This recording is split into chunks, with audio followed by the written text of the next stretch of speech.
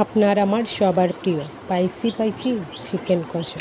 Hello viewers, আসসালামু আলাইকুম। কেমন আছেন সব? মাংসগুলি প্রথমেই ধুয়ে নিয়েছি। পেঁয়াজ কলি, রসুনের কোয়া, আদা বাটা, দারচিনি, এলাচ, তেজপাতা, পেঁয়াজ রসুন, হলদি গুঁড়ো, ধনিয়ার গুঁড়ো, মরিচের গুঁড়ো, জিরের গুঁড়ো। কড়াইয়ে পরিমাণ মতন তেল দিয়েছি।